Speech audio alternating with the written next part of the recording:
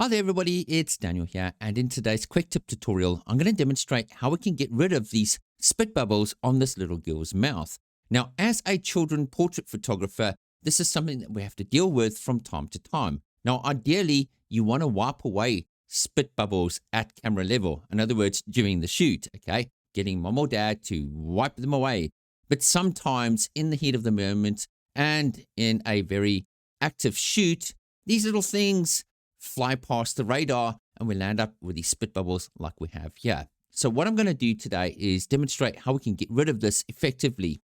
Now, in the past, I would have used tools like the spot healing brush tools, the healing brush tool and patch tools, etc., to rebuild the mouth and get rid of those bubbles in a very intricate, time-consuming process. Today, I'm going to show you a really quick way to get rid of these spit bubbles very, very quickly.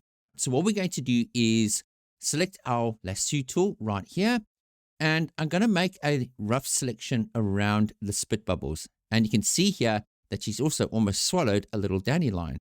So what we'll do is we'll go around the mouth just like this. And what we're going to do is create a generator fill. So I'm going to click generate fill and I'm going to click generate. Now, something crazy is going to happen here. We're going to get a user guideline error message from Adobe, and I'm going to show you how we can overcome it. See, the generated images were removed because they violate user guidelines. Now, let me demonstrate how you can bypass this. Click generate fill again, and what I want you to do is type a dot in this little space here. Dot and press enter or click generate again, and we'll wait for those results to appear on our screen. Wait for it because it's quite crazy, right? There we go. We have fixed up her mouth and we removed those spit bubbles in an instant. Now, you've got a choice of other mouths over here to choose from.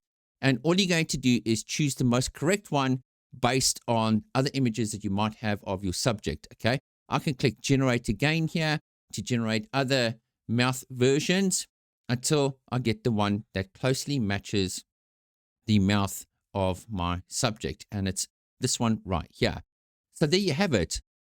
Let's have a look before and after, okay? And that took milliseconds to correct that. So there you have it, folks.